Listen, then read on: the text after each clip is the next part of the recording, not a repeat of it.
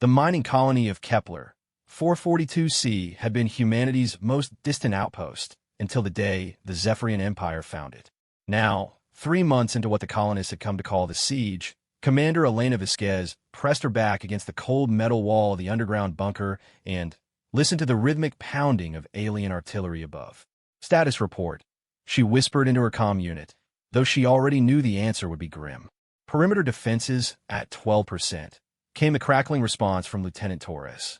We've lost another section of the eastern wall. The Zephyrians are advancing through sectors 7 and 8.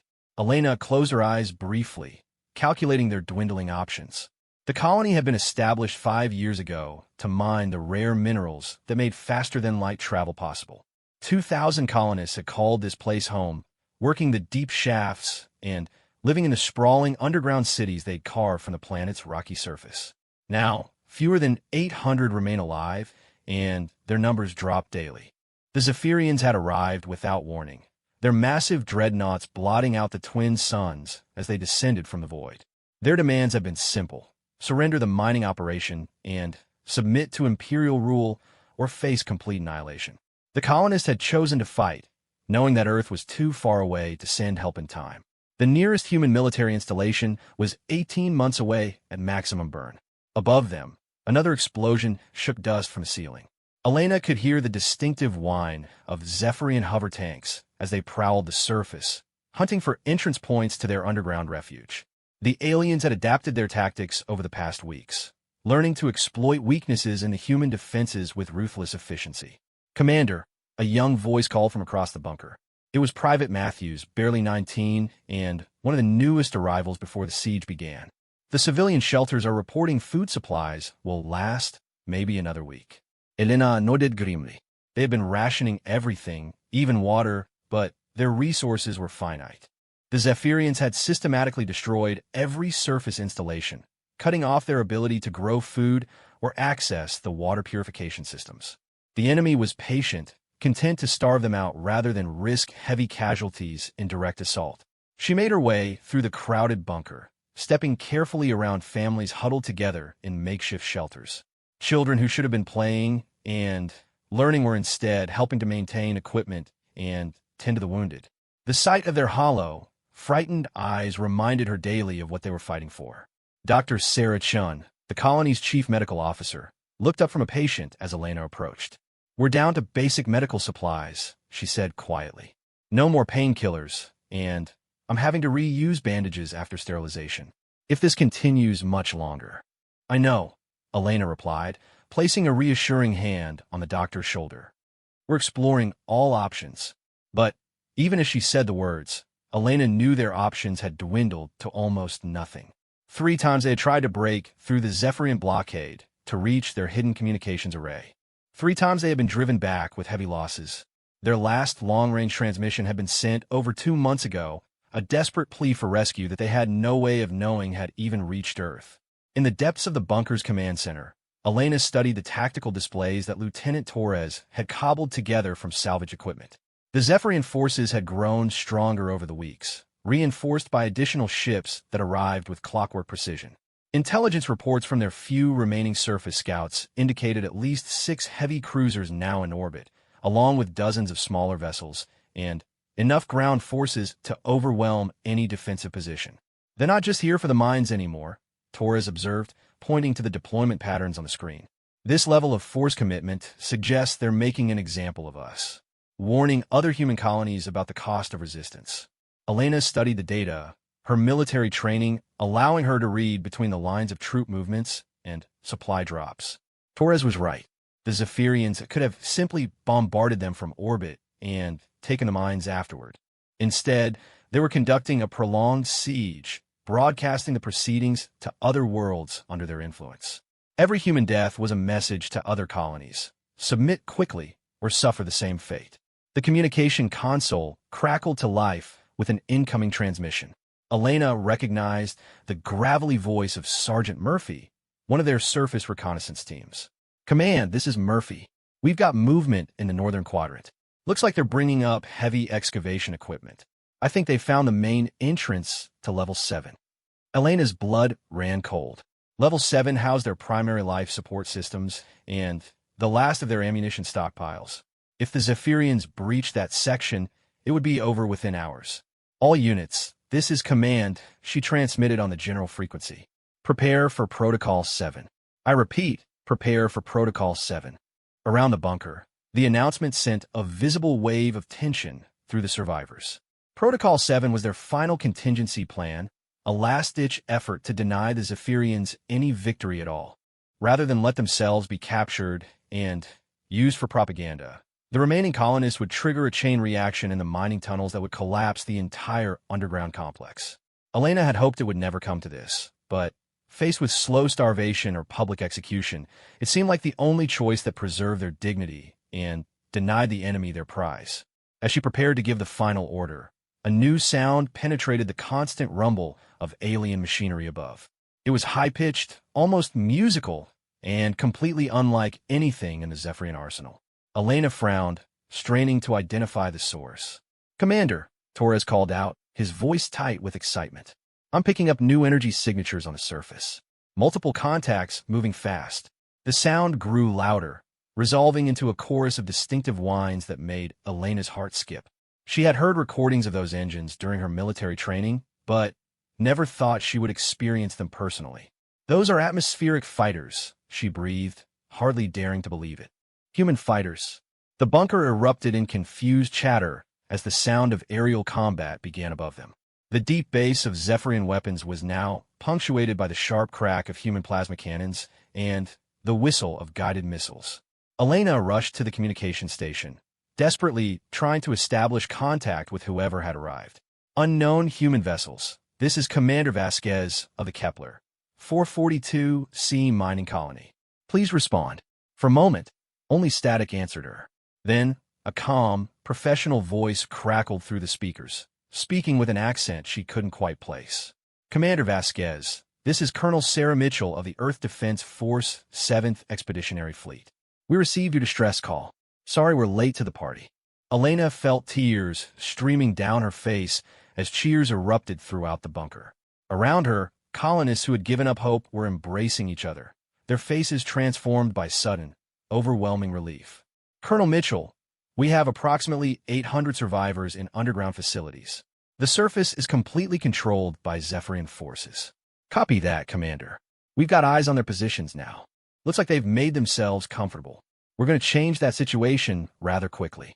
Through the surface monitors, Elena could see flashes of light as the battle raged above. Human fighters, sleek and fast, darted between the larger Zephyrian vessels like deadly insects. The aliens' slower, more heavily armored craft were struggling to track the Earth ship's erratic flight patterns. "Commander," Colonel Mitchell's voice returned, "we need you to mark your position and stay underground for the next 30 minutes. We're going to clear the immediate area, but things are going to get loud." "Understood, Colonel. All personnel are secure in hardened bunkers." What followed was unlike anything Elena had ever witnessed. The tactical displays showed human forces engaging the Zephyrians with a level of aggression and coordination that spoke to months of preparation. This wasn't a hastily assembled rescue mission. This was a carefully planned military operation. Explosions rocked the surface as human bombers systematically destroyed Zephyrian artillery positions. The aliens' hover tanks, so menacing just hours before, were being picked off by precision strikes from aircraft that seemed to appear and disappear at will. In orbit, larger flashes indicated that the space battle was proceeding with equal intensity. "How did they get here so fast?" Dr. Chen asked, voicing the question that was on everyone's mind. Elena was wondering the same thing. Earth was supposed to be 18 months away, and their distress call had only been sent 2 months ago. Even with the newest experimental drives, the timeline didn't add up. 25 minutes after the fighting began, an eerie quiet settled over the colony. The constant background noise of Zephyrian machinery had stopped, replaced by the occasional roar of human aircraft conducting patrol sweeps. "Commander Vasquez," Colonel Mitchell's voice returned, "the immediate area is secure. We're sending down a recovery team to assess your situation. They'll be arriving at your main entrance in approximately 10 minutes. Elena organized her people quickly, preparing for their first contact with the outside world in 3 months. When the heavy blast doors finally opened, the first thing that struck her was the smell of fresh air untainted by the recycled atmosphere they had been breathing in the bunkers. The human soldiers who entered were unlike any military personnel Elena had seen before. Their armor was sleek and form-fitting, incorporating technology that seemed decades ahead of what had been available when the colony was established. They moved with practiced efficiency, immediately beginning medical assessments and distributing supplies. The team leader removed her helmet, revealing a woman with short-cropped auburn hair and eyes that seemed to catalog every detail of their situation instantly. "Commander Vasquez? I'm Major Lisa Park, 7th Fleet Special Operations. We're here to get you out of this mess." Elena shook the offered hand, still struggling to process the rapid change in their circumstances. "Major, I have to ask how you got here so quickly. Our calculations suggested any relief force would take over a year to arrive." Major Park smiled grimly. "A lot has changed since your colony was established, Commander. When Earth received your distress call, the situation was already considered a test case for new rapid deployment doctrines. The Zephyrians have been expanding aggressively, and Command decided it was time to send a message of our own." As they spoke, more soldiers were helping evacuate the weakest colonists to waiting medical transports. Elena watched in amazement as equipment she had never seen before effortlessly lifted stretchers and provided immediate life support to patients who had been beyond their ability to help. "What happened to the Zephyrian fleet?" she asked. "Currently being processed," Major Park replied matter-of-factly.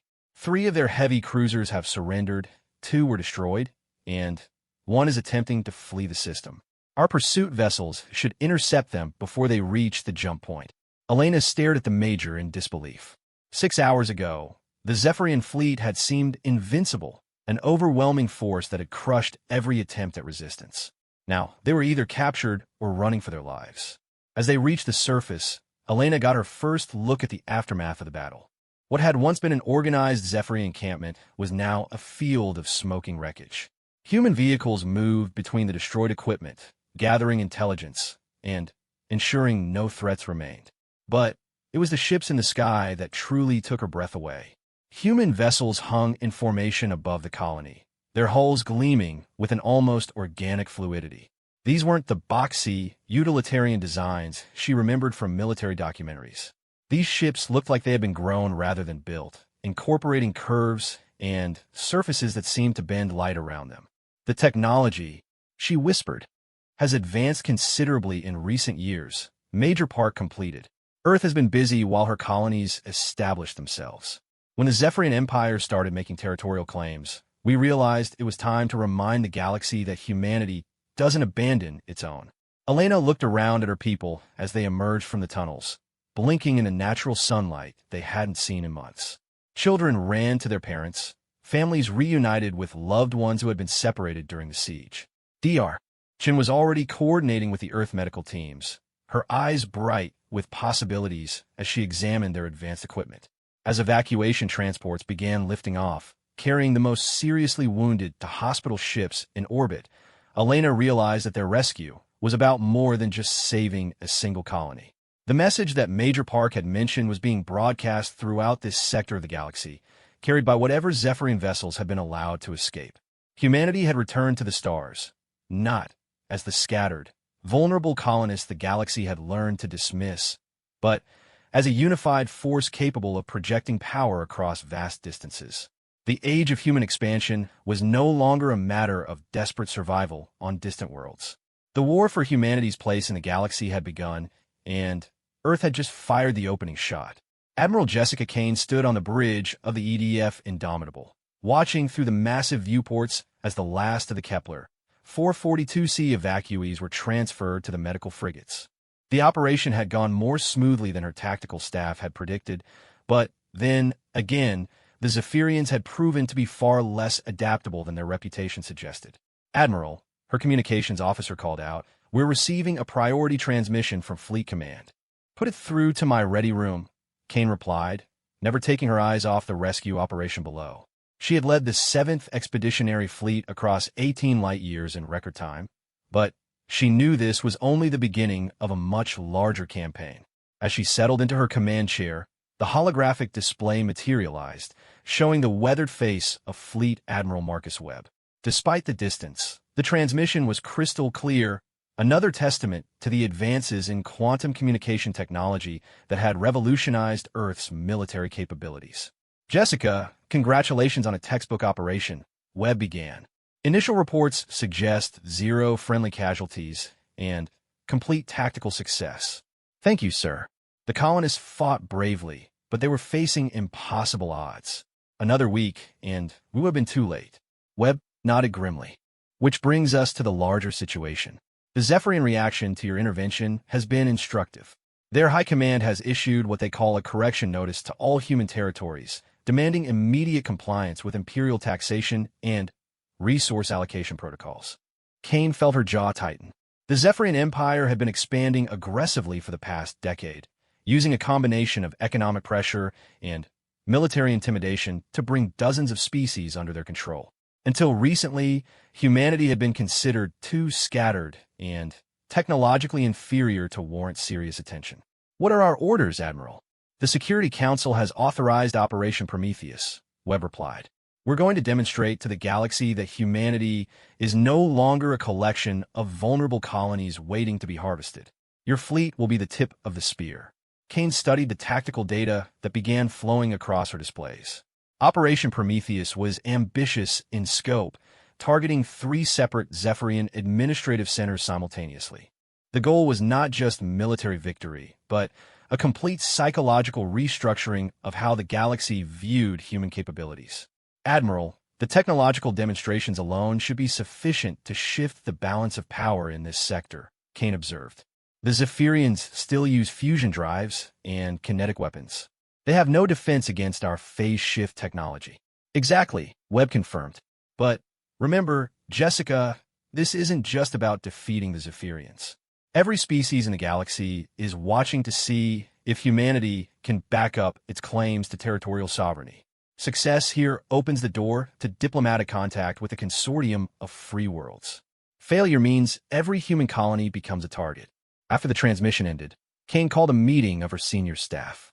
The Indomitable's war room, filled with the best tactical minds Earth had produced, officers who had spent years preparing for exactly this type of multi-system campaign. Ladies and gentlemen, Kane began, we have our orders. Operation Prometheus begins in 72 hours. Commander Torres, what's our intelligence picture? Commander Maria Torres, the fleet's intelligence chief, activated a 3-dimensional star map that filled the center of the room. Red indicators marked known Zephyrian positions, while blue dots represented human colonies and installations. The Zephyrians have administrative centers at Rigel, 7, Tau Ceti Prime, and the Proxima Centauri B mining complex. Each location serves as a regional headquarters for their colonial administration, processing tribute from approximately 15 to 20 subjugated worlds. Captain Robert Chun, Kane's operations officer, studied the distances involved. Admiral, even with our new drive systems, coordinating simultaneous attacks across this much space will strain our communication networks. Which is why we're not coordinating in real time, Kane replied. Each task force will operate independently once the operation begins. Captain Liu will take the Beijing and her escort group to Rigel 7. Captain Nakamura will lead the Tokyo group to Tau Ceti Prime. We'll handle Proxima Centauri ourselves. Dr. Elizabeth Hassan, the fleet's xenobiologist, raised a concern that had been troubling Kane as well. Admiral, we're essentially declaring war on an interstellar empire. The Zephyrians have client species throughout this sector. Are we prepared for a prolonged conflict? Kane nodded thoughtfully. Doctor, that's exactly why we need to make this demonstration overwhelming. The client species serve the Zephyrians because they believe resistance is futile. We're going to prove that assumption wrong.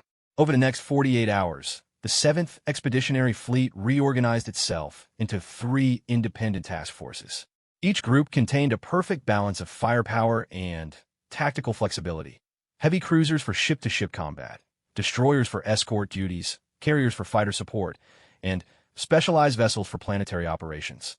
Kane spent those hours reviewing every piece of intelligence they had gathered about Zephyrian military doctrine. The aliens favored overwhelming force applied gradually, building up their positions until resistance became impossible. Their ships were heavily armored but slow, designed for prolonged engagements where superior numbers would eventually prevail.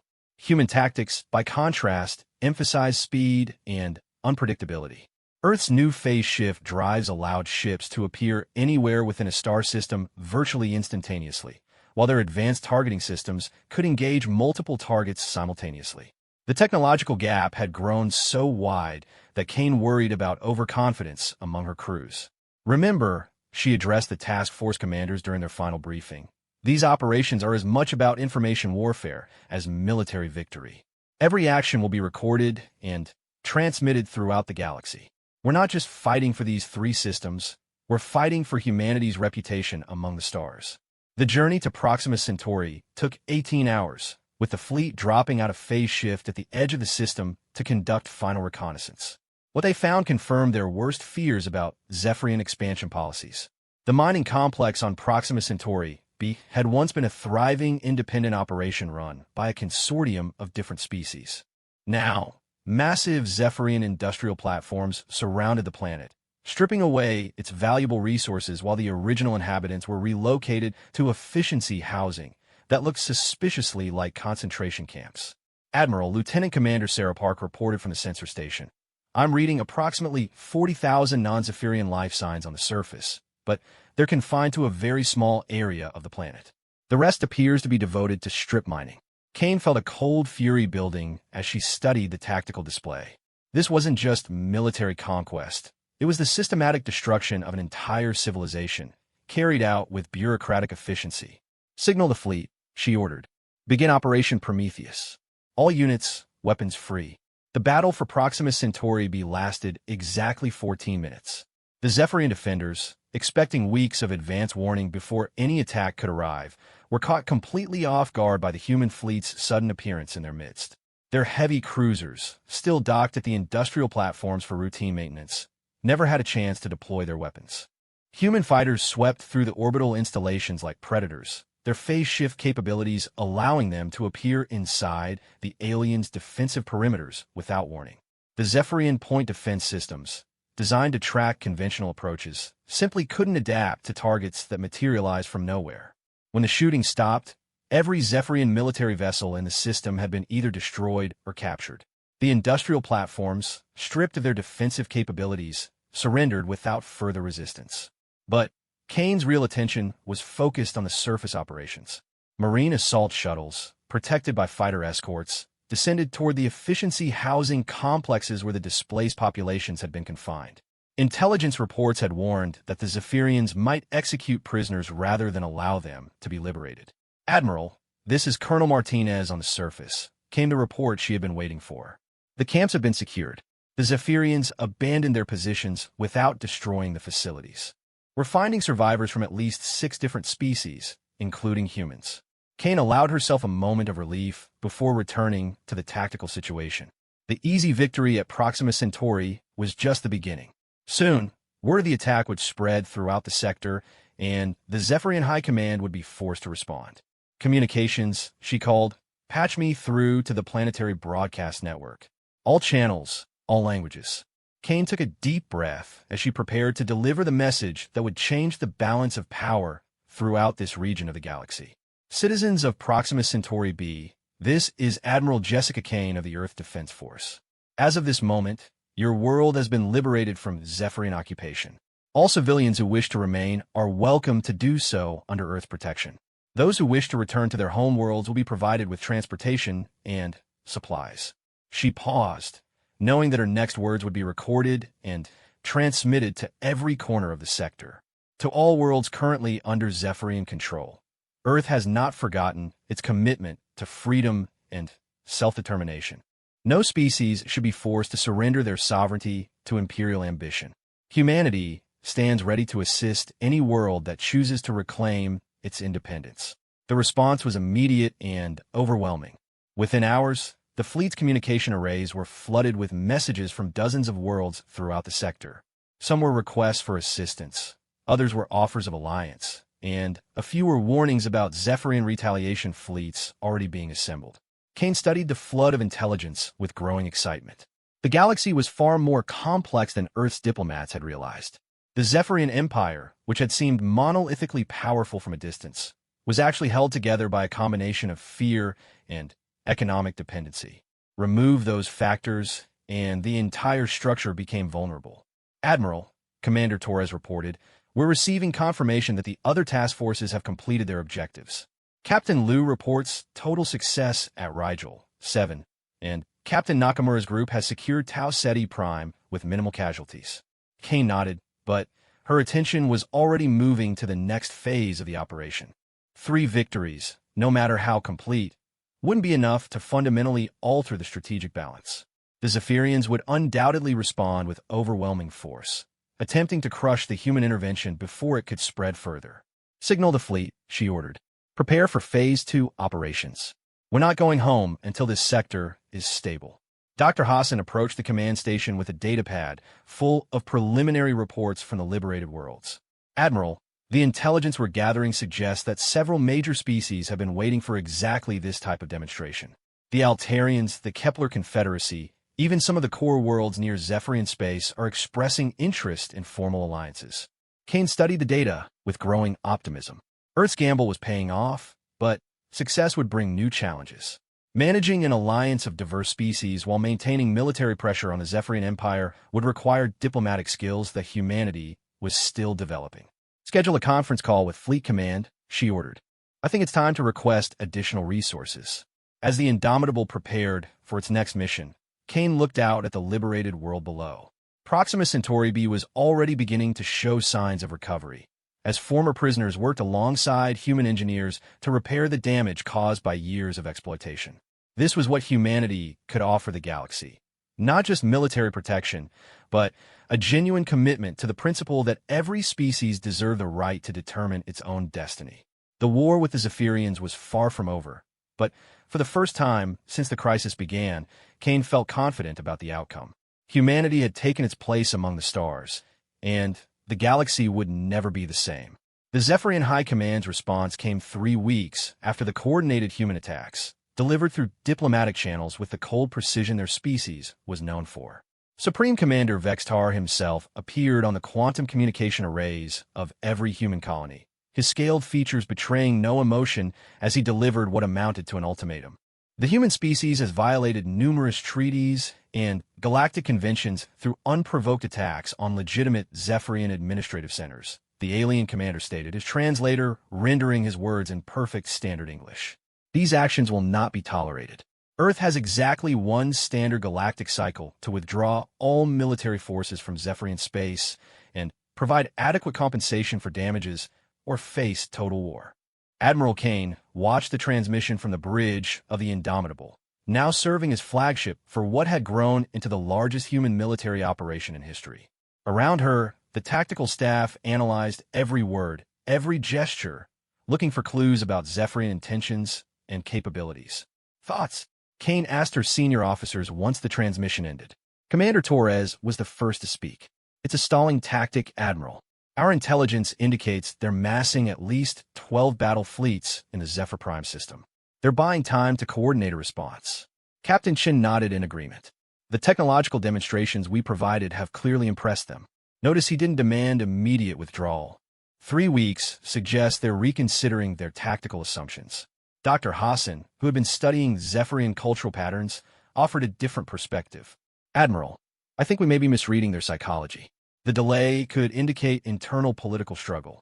The Zephyrian military caste doesn't like admitting they've underestimated an opponent. Kane considered all 3 viewpoints as she studied the holographic display showing human and allied positions throughout the sector. In the 3 weeks since Operation Prometheus, their strategic situation had changed dramatically. What began as a rescue mission had evolved into something resembling a liberation movement. The Kepler Confederacy had formally requested Earth's assistance in breaking free from Zephyrian economic control. The Altarian Republic had offered basing rights for human vessels in exchange for military protection. Even more surprising, several worlds within the core Zephyrian territories had sent covert messages expressing interest in rebellion. Status report on our allied forces, Kane requested. Lieutenant Commander Park consulted her displays. Admiral, we now have formal military cooperation agreements with 7 species. The Altarians have contributed 12 heavy cruisers to our joint task force. The Kepler Confederacy is providing logistic support and intelligence gathering. The Regellian Mining Guild has offered exclusive access to rare Earth elements needed for our advanced drive systems. Kane felt a mixture of pride and concern as she reviewed the numbers. Humanity had gone from a collection of isolated colonies to the center of a growing alliance in less than a month. The responsibility was staggering, but the opportunity was unprecedented. "Signal the fleet," she ordered. "All ship commanders to report for strategic planning conference in 2 hours." The war room of the Indomitable had been expanded to accommodate representatives from their allied species. Kane found herself looking across a table at beings she had only seen in diplomatic archives months before. The Altarian delegate, Ambassador Kreltar, was a towering crystalline entity whose thoughts were communicated through harmonic resonances. The Kepler Confederacy had sent General Morrison, a human who had emigrated to their territory decades earlier and risen through their military ranks. "Ladies, gentlemen, and esteemed colleagues," Kane began, "the Zephyrian ultimatum changes nothing about our strategic objectives. We're here to ensure that every species in this sector has the right to self-determination. The question is how we respond to their threat of total war." Ambassador Kreltar's harmonic voice filled the room with complex musical tones that the universal translator rendered as speech. The Altarian Republic has faced Zephyrian aggression for over 2 centuries. Their concept of total war involves the systematic destruction of civilian populations and industrial infrastructure.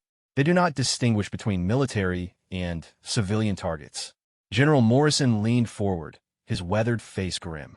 "Admiral, the Confederacy has detailed intelligence on Zephyrian battle doctrines. They prefer to concentrate overwhelming force at single points, reducing opposition through sheer firepower rather than tactical innovation. The challenge will be preventing them from choosing the battlefield." Kane studied the tactical projections that her staff had prepared. The Zephyrian Empire controlled approximately 60 star systems, with a total military strength that vastly exceeded anything humanity could field. Their advantage lay in conventional thinking and outdated technology, but those disadvantages might not matter if they could bring their full strength to bear. "Our advantages are speed, technology, and now alliance support," Kane observed. "We need to leverage those advantages to prevent the kind of concentrated assault General Morrison described." Dr. Hassan had been quietly reviewing intelligence reports from their network of contacts throughout Zephyrian space. "Admiral, there's another factor we need to consider. Several of our sources indicate that the Zephyrian client species are becoming increasingly restive. The Empire's response to our intervention has been to increase taxation and conscription throughout their territory. Some worlds are already experiencing civil unrest." Kane felt a spark of inspiration as she considered the implications. What if we don't wait for them to come to us? What if we accelerate the timeline and force them to respond to multiple simultaneous crises? The room fell silent as the assembled officers and diplomats considered the audacity of what Kane was suggesting. Rather than preparing for a defensive battle against overwhelming odds, she was proposing to take the offensive across multiple star systems simultaneously. "Admiral," General Morrison said carefully, "that would require dividing our forces across dozens of light years. The logistical challenges alone are manageable with proper planning and alliance support," Kane interrupted. "Think about it. The Zephyrians are expecting us to consolidate our gains and prepare for siege warfare. Instead, we hit them everywhere at once, supporting local resistance movements while their main battle fleets are out of position." Ambassador Kreltar's harmonic song took on excited quality. The Altarian Republic maintains contact with resistance groups throughout the sector. Many worlds have been waiting for exactly this type of coordinated support. Kane felt the energy in the room shift as her officers began to see the possibilities. It was an enormous risk, but it was also the kind of unexpected strategy that might catch the Zephyrian military completely off guard. "Commander Torres, I want detailed intelligence on every Zephyrian administrative center in the sector. Captain Shun, work with our allies to establish logistics networks that can support simultaneous operations across maximum range. Dr. Hassan, coordinate with our diplomatic contacts to identify which worlds are ready for immediate action." Over the following days, the expanded human fleet became the hub of the most complex military operation in galactic history. Ships from 7 different species worked together, sharing technology and tactical doctrine in ways that would have seemed impossible just months before. Kane found herself amazed by the resourcefulness and adaptability of their new allies.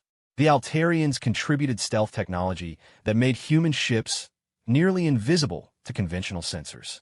The Rigelians provided advanced mining equipment that could be adapted for planetary siege operations. The Kepler Confederacy offered a network of communication relays that would allow real-time coordination across multiple star systems. But perhaps most valuable were the intelligence networks that connected resistance movements throughout Zephyrian space. Kane learned that their previous operations had inspired uprisings on over 30 worlds, most of which were being suppressed with brutal efficiency by Imperial forces. Admiral Commander Torres reported during one of their daily briefings, "We're receiving requests for assistance from resistance groups in the Vega system, the Wolf 359 complex, and the Epsilon Eridani sector. They're reporting that Zephyrian forces are conducting mass arrests and deportations." Kane felt the weight of responsibility settling on her shoulders. Every day they delayed. More civilians died under Imperial repression. But rushing into action without proper preparation could lead to disaster for the entire alliance. "What's our earliest possible deployment date?" she asked. Captain Chen consulted his logistics displays. "Admiral, if we push maximum efficiency, we could have the first wave deployed in 6 days.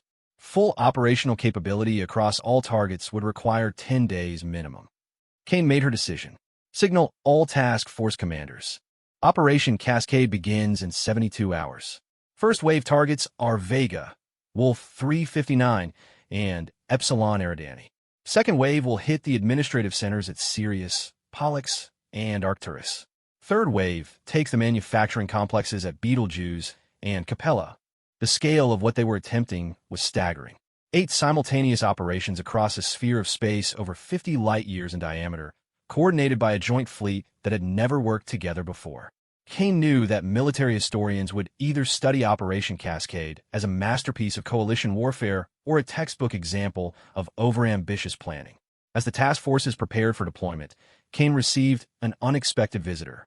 Ambassador Sarah Mackenzie, Earth's senior diplomatic representative to the galactic community, arrived aboard a high-speed courier vessel with orders directly from the Global Security Council. "Admiral Kane," Mackenzie said as they met in Kane's private ready room, "I need to inform you that your operations have attracted attention beyond the Zephyrian Empire. The Galactic Consortium has requested formal meetings to discuss humanity's emerging role in regional politics." Kane raised an eyebrow. The Galactic Consortium was a loose alliance of the most advanced species in known space, entities so powerful that they rarely concern themselves with the affairs of younger civilizations. "What kind of attention, Ambassador?" "The kind that could either establish humanity as a major galactic power or result in our complete isolation from interstellar commerce," Mackenzie replied grimly.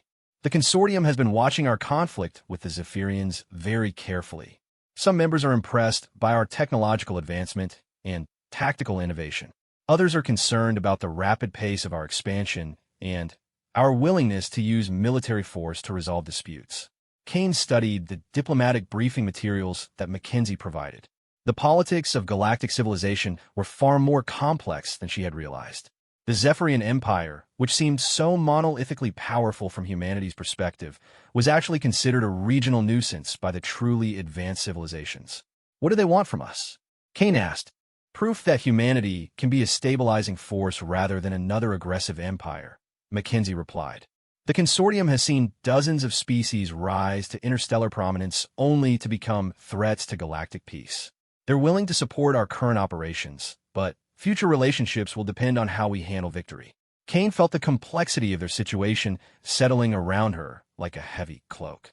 Military success against the Zephyrians was only the beginning. How humanity managed its new power and influence would determine whether they became part of the galactic community or found themselves isolated and eventually contained. "Ambassador, I need you to understand something," Kane said. "We're not expanding for the sake of conquest. Everything we're doing is in response to threats against human colonies and allied species seeking protection. Our goal is stability, not domination." Mackenzie nodded. "I believe that, Admiral, and I think the moderate faction within the Consortium believes it as well. But actions speak louder than words in galactic politics. The next few weeks will determine humanity's future among the stars." As Mackenzie departed to begin her diplomatic mission, Kane returned to the bridge to oversee the final preparations for Operation Cascade. Around her, officers from multiple species worked together with an efficiency that spoke to the natural harmony of their shared cause. The stakes had never been higher. Success would establish humanity as a major player in galactic affairs, opening doors to technologies and alliances beyond their current imagination. Failure would not only doom the resistance movements counting on their support, but could isolate Earth from the galactic community for generations. Kane looked out at the assembled fleet, hundreds of ships representing the hopes of species throughout the sector. In 60 hours, they would launch the most ambitious military operation in human history. The galaxy was watching, and humanity would not disappoint. Operation Cascade began at exactly 0600 Standard Galactic Time, with 8 human-led task forces simultaneously dropping out of phase shift at targets across 50 light-years of space. Admiral Kane watched from the Indomitables bridge as tactical displays updated with real-time feeds from battle zones throughout the sector. The first reports came from the Vega system, where Commander Sarah Liu had led a joint human-Altarian force against the largest Zephyrian administrative complex in the Outer Rim. The resistance movement there had been fighting a desperate guerrilla campaign for months, barely surviving against overwhelming Imperial forces. Vega Task Force reports successful insertion. Communications Officer Park announced. Enemy forces caught completely off guard. Local resistance is providing targeting data for orbital facilities. Kane nodded, but kept her attention focused on the larger tactical picture. Vega was the most heavily defended of their first wave targets, and success there would send a powerful message to both allies and enemies throughout the sector. Wolf 359 and Epsilon Eridani report initial objective secured. Park continued. Light resistance encountered. Civilian evacuation proceeding ahead of schedule. The tactical displays showed a pattern that Kane had hoped for, but hadn't dared to expect. The Zephyrian forces were responding exactly as their psychological profiles predicted, falling back to fortified positions rather than adapting to the humans' rapid deployment tactics. The aliens' military doctrine simply hadn't evolved to handle opponents who could appear anywhere in the galaxy with minimal warning. Admiral, Commander Torres called from the intelligence station, "We're intercepting Zephyrian military communications across multiple systems. They're reporting impossible human deployment rates and requesting immediate reinforcement from the core fleets." Kane allowed herself a moment of satisfaction. The Zephyrian High Command was learning the same lesson that resistance movements throughout the sector had been trying to teach them for decades. When your enemies can strike anywhere, traditional defensive strategies become obsolete. But even as first-wave operations succeeded beyond their most optimistic projections, Kane was already focused on the greater challenge. Phase 2 of Operation Cascade would target administrative centers deeper in Zephyrian space, systems that had been under Imperial control for generations and might not have viable resistance movements. Signal second-wave task forces, Kane ordered. Execute Phase 2 operations as planned. The next 6 hours would determine whether humanity's gamble paid off or resulted in catastrophic overextension. Kane had divided their forces across multiple star systems, relying on speed and surprise to offset the Zephyrian numerical advantage. If the Empire managed to concentrate their response effectively, individual human task forces could find themselves overwhelmed. Reports from the second wave began arriving within minutes of their deployment. Captain Nakamura's group had encountered heavy resistance at Sirius, where a major Zephyrian fleet base protected the sector's primary ship manufacturing facility.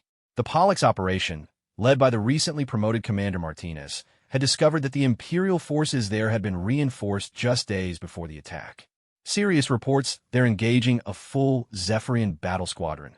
Park announced, her voice tight with concern. Captain Nakamura is requesting immediate support. Kane studied the tactical situation with growing unease. The Zephyrians were learning to adapt more quickly than her staff had predicted. Rather than simply falling back, they were beginning to coordinate their responses across multiple systems. Torres, what's our intelligence on enemy fleet movements? Admiral, we're detecting massive redeployment from the core worlds. At least 6 battle fleets have departed Zephyr Prime within the last 4 hours. They're moving to intercept our task forces. Kane felt the familiar weight of command decision settling on her shoulders. She could order the task forces to withdraw, preserving their strength for future operations. But Abandoning the resistance movements they had committed to support would destroy the credibility that made their alliance possible. Signal all task force commanders, she decided. Continue mission objectives. Phase 3 operations are accelerated to begin immediately. The decision to launch the third wave early was calculated risk. Rather than allowing the Zephyrian response fleets to arrive and coordinate a systematic counterattack, Kane was betting that hitting additional targets would force them to disperse their forces even further. Admiral, Dr. Hassan said quietly from her position at the xenobiology station. Intercepted communications indicate that several Zephyrian client species are refusing conscription orders. The Empire is dealing with internal rebellion, as well as our direct attacks. Kane felt a surge of hope at the news. This was the effect they had been working towards since the operation began, making the cost of Imperial control higher than the benefits. If client species throughout Zephyrian space began asserting their independence, the Empire would face a choice between massive military commitments or accepting the loss of their territorial holdings. But their immediate tactical situation remained precarious. The task forces at Betelgeuse and Capella were reporting that Zephyrian forces had been expecting their arrival. Someone had leaked operational details, or the enemy had developed far better intelligence capabilities than anyone had suspected. Communications, patch me through to all task force commanders simultaneously, Kane ordered. When the quantum links were established, Kane found herself looking at 8 different battle situations across dozens of light years. Some operations were proceeding smoothly, while others showed signs of developing into major engagements. This is Admiral Kane to all Cascade forces, she began. I'm aware that some of you are facing heavier resistance than anticipated. The enemy is adapting to our tactics more quickly than projected. However, our strategic objectives remain unchanged. Every minute we keep Zephyrian forces engaged here is time that resistance movements throughout the sector can consolidate their gains. Captain Nakamura's image flickered as his ship engaged enemy forces. Admiral, Sirius Task Force has destroyed the manufacturing facility, but we're facing 3-to-1 odds in ship combat. We can hold position, but pursuing secondary objectives will require support. Kane made quick calculations based on the tactical data flowing across her displays. Nakamura, fall back to Rally Point 7 and regroup with Martinez's forces for Pollux. Combined operations will give you better odds. Similar adjustments were needed across multiple battle zones. The rigid operational plan that had seemed so elegant in the briefing room was giving way to fluid tactical adaptation as commanders responded to unexpected enemy movements. But even as Kane coordinated individual engagements, her attention was drawn to larger strategic developments. Intelligence reports indicated that the Galactic Consortium had deployed observer vessels to monitor the conflict. More importantly, several major species that had remained neutral were beginning to offer covert support to the human alliance. Admiral, Ambassador Kreltar's harmonic voice announced through the communication system. The Altarian Republic wishes to inform you that 3 additional species have requested to join our alliance. The Centauri Federation, the Tau Ceti Commonwealth, and the Proxima Alliance are offering both military support and diplomatic recognition. Kane felt her breath catch. The Centauri Federation alone controlled over 20 star systems and had one of the most advanced industrial bases in the sector. Their entry into the conflict would fundamentally shift the balance of power. What are their conditions? Kane asked. They request guarantees that human expansion will be conducted through voluntary alliance rather than conquest, Kreltar replied. They have observed the restraint your forces have shown towards civilian populations and wish to formalize those principles in treaty form. Kane realized that they were approaching a historical turning point. What had begun as a rescue mission for a single human colony was evolving into the formation of a new political order that could reshape the entire sector. But first, they had to survive the next 24 hours. All task forces, this is Admiral Kane, she announced. I'm transmitting new operational parameters. Our mission is no longer limited to tactical victories against Zephyrian forces. We are now the military arm of a growing alliance of free species. Every action we take must reflect our commitment to the principle of voluntary cooperation rather than imperial domination. The response was immediate and positive. Across 8 battle zones, human and allied forces began implementing new rules of engagement that emphasize protection of civilian populations and infrastructure. Rather than simply destroying Zephyrian installations, they began securing them for transfer to local resistance governments. The psychological effect on enemy forces was dramatic. Within hours, Kane began receiving reports of Zephyrian units surrendering rather than fighting to the death. The Empire's military doctrine had not prepared their soldiers for enemies who offered honorable treatment to prisoners and protection to civilian populations. Admiral, Commander Torres reported excitedly, "We're intercepting surrender negotiations from 4 separate Zephyrian commanders. They're requesting guarantees of safe passage for their personnel in exchange for turning over administrative facilities to local governments." Kane felt a mixture of elation and trepidation. Military victory was coming more easily than anyone had dared to hope, but the political challenges of success were only beginning. Each surrendering Zephyrian installation represented a new world that would need governance, economic support, and military protection. "Signal Fleet Command," she ordered. "Request immediate deployment of additional diplomatic and administrative personnel. We're going to need civilian specialists to help coordinate the transition to self-governance on liberated worlds." As the tactical situation stabilized, Kane realized that Operation Cascade had succeeded beyond their most ambitious objectives.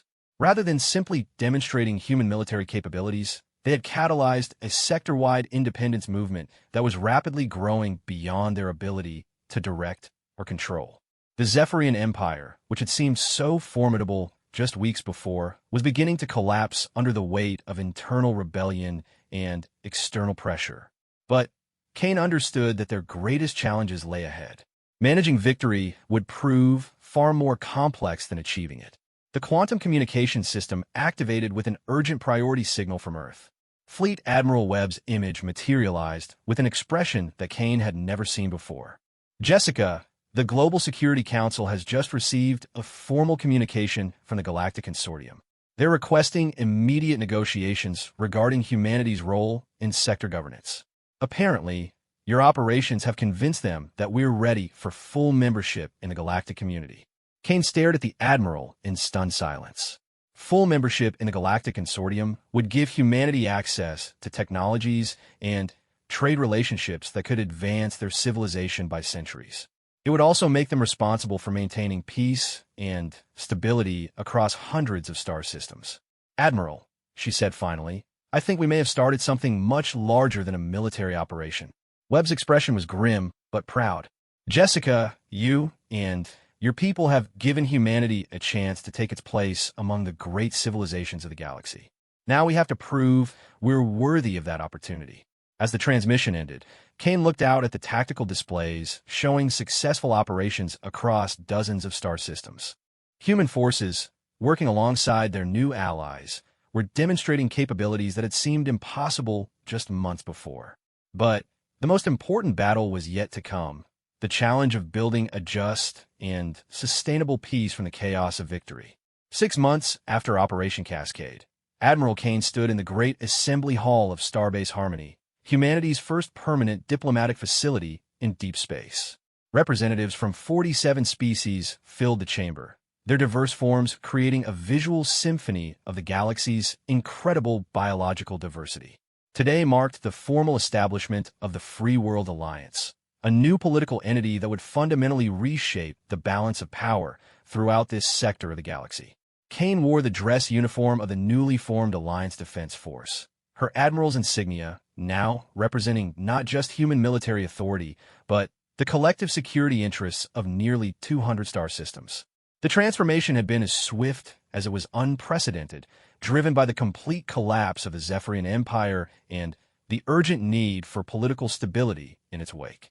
The Zephyrian surrender had come just 3 weeks after Operation Cascade began, delivered by Supreme Commander Vextar himself in a message that stunned military analysts throughout the galaxy.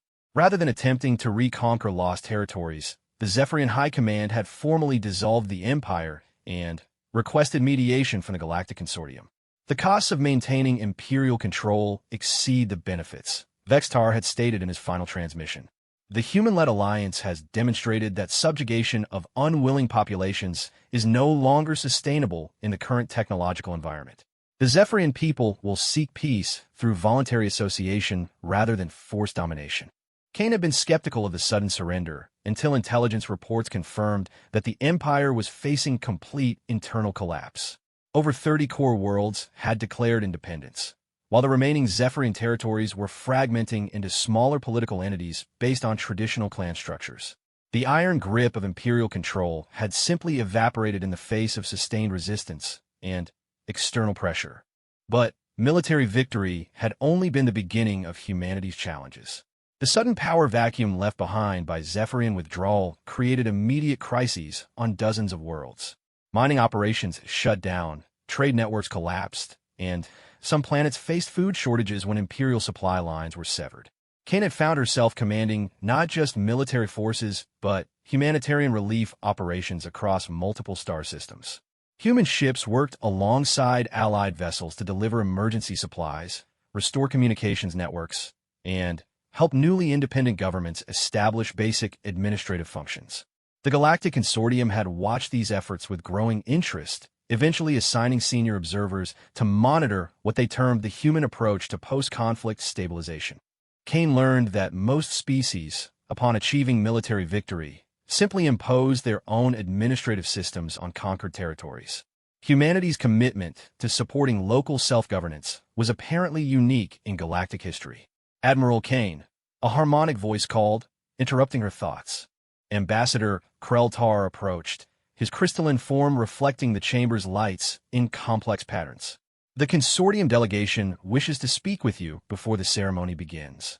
Kane followed the Altarian ambassador to a smaller chamber where 3 beings waited. She had met consortium representatives before, but their presence still inspired a mixture of awe and nervousness. These were members of species so advanced that they routinely manipulated matter at the molecular level and traveled between galaxies as easily as humans moved between planets.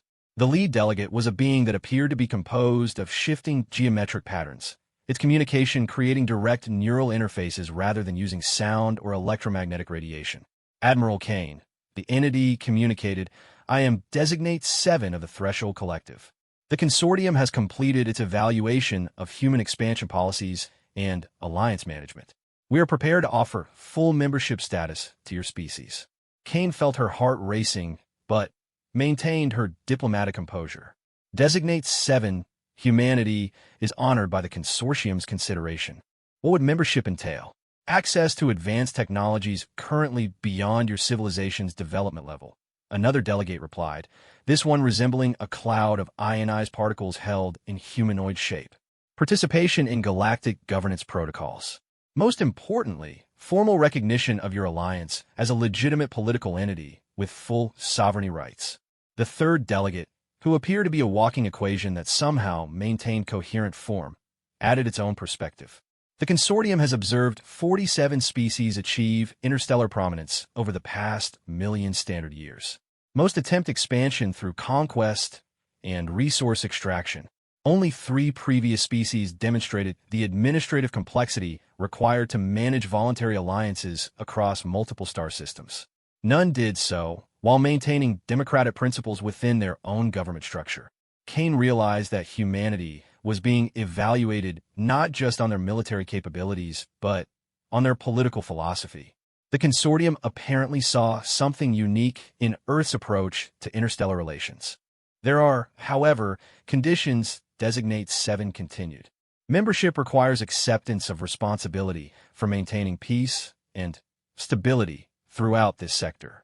The consortium will not intervene in local conflicts, but expects member species to prevent the emergence of threats to galactic civilization.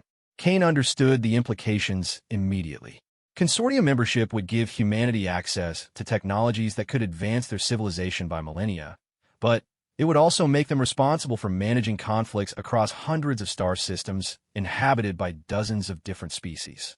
The Free World Alliance would serve as humanity's primary instrument for fulfilling these responsibilities, she asked. Precisely, the Particle Cloud delegate replied. Your alliance structure provides an ideal framework for managing diverse political entities while maintaining stability. The consortium believes this approach may serve as a model for other developing sectors. Kane felt the weight of galactic history settling on her shoulders. Humanity wasn't just being offered membership in an exclusive club, They were being asked to pioneer a new approach to interstellar governance that could influence the development of civilization throughout the galaxy. I will need to consult with Earth's leadership before providing a formal response, Kane replied. Naturally, Designate 7 acknowledged. The offer will remain open for 1 standard year. We suggest you use that time to complete the stabilization of your current alliance structure. As the consortium delegation departed, Kane returned to the main chamber where the founding ceremony was about to begin. Representatives from every member world of the Free World Alliance had gathered to sign the charter that would establish formal political and economic cooperation throughout the sector. She looked out at the assembled delegates and marveled at the diversity of life forms that had chosen to work together. The crystalline Altarians sat next to the aquatic cetaceans from the Tau Ceti system. Former Zephyrian colonies sent representatives alongside species that had fought imperial rule for generations. Even some of the original Zephyrian clans had requested alliance membership, seeking protection and stability in the post-imperial environment. Dr. Hassan approached the podium to begin the ceremony. As the alliance's chief diplomatic officer, she had spent months negotiating the complex political framework that would govern their new confederation. Distinguished delegates, she began, 6 months ago, most of our worlds were isolated, vulnerable, or under the control of imperial powers that cared nothing for our individual needs and aspirations. Today, we gather as equal partners in an alliance based on mutual respect, voluntary cooperation, and shared commitment to the principle that every species deserves the right to determine its own destiny. Kane listened as Dr. Hassan outlined the Alliance Charter's key provisions. Member worlds would maintain complete internal autonomy while cooperating on defense, trade, and scientific research. Disputes would be resolved through mediation rather than force. Most importantly, expansion of the alliance would only occur through voluntary application, never through conquest or coercion. When Dr. Hassan called for the formal signing, Kane was surprised to be invited to add her signature as the alliance's first supreme commander. The position had been created specifically for her, recognizing both her role in liberating the sector and the need for unified military command across member worlds. As she signed the document that would establish the legal framework for governing nearly 200 star systems, Kane reflected on the journey that had brought them to this moment.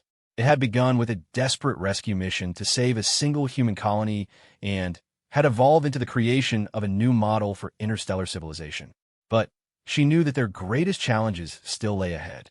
The consortium's offer of membership would require careful consideration by Earth's leadership. The alliance would face tests of its unity as member worlds discovered the complexities of democratic cooperation. Most critically, they would need to prove that voluntary association could be as effective as imperial control in maintaining peace and prosperity across vast distances. After the ceremony concluded, Kane found herself approached by Commander Elena Vasquez, the former mining colony commander who had become one of the Alliance's most effective administrators. Vasquez had chosen to remain in deep space rather than return to Earth, helping to establish the governmental structures that would serve the Alliance's needs. Admiral, Vasquez said, I wanted to thank you for what you've accomplished here. When my people were trapped on Kepler 442c, we never imagined that our rescue would lead to something like this. Kane smiled at the woman who had become both a close friend and trusted advisor. Commander, none of us imagined it would lead to this. But I think that's what makes it special. We didn't set out to build an empire or impose our values on others. We just responded to requests for help, and the alliance grew naturally from those responses. What do you think about the consortium offer? Vasquez asked. Kane looked out through the station's massive windows at the ships of dozens of species docked at the facility's various ports. Human vessels worked alongside Altarian crystal ships and Rigelian mining platforms, their crews cooperating with an efficiency that had seemed impossible just months before. They're demanding tribute and threatening total war against anyone who refuses submission. Kane felt a familiar mixture of determination and trepidation. The Free World Alliance was about to face its first major external threat, a test that would determine whether their democratic principles could survive contact with aggressive imperial powers. Signal the Alliance Council, she ordered. Request emergency session to consider response to hegemony aggression. And Torres, begin preliminary planning for possible military intervention. As the hologram faded, Kane realized that the cycle was beginning again. Somewhere in the galaxy, Another imperial power was betting that overwhelming force could substitute for political legitimacy. Another group of worlds was learning that their freedom would need to be defended by those willing to fight for principles rather than profit. But this time, humanity wouldn't be responding alone. The Free World Alliance represented the collective determination of dozens of species to prove that voluntary cooperation could triumph over forced submission. They had built something unprecedented in galactic history, a democratic confederation capable of defending itself against imperial aggression. Kane looked out at the stars visible through the station's viewports, each point of light representing worlds where beings were struggling to build better lives for themselves and their children. The galaxy was vast and often hostile, filled with species that viewed others as resources to be exploited rather than partners to be respected. But humanity and its allies had proven that there was another way, a path that honored the dignity and autonomy of every sentient being. Now, they would have the chance to prove that this approach could not only survive, but thrive in competition with the galaxy's darker impulses. The age of human expansion was no longer about survival or conquest. It was about demonstrating that the best aspects of civilization, cooperation, justice, and respect for individual rights, could flourish among the stars just as they had on the worlds where they first emerged. Admiral Kane, Supreme Commander of the Free World's Alliance Defense Force, prepared to lead her forces into battle once again. But this time they fought not just for territory or resources, but for the principle that freedom and dignity were rights that belonged to every sentient being in the galaxy. The stars were waiting, and humanity would not let them down.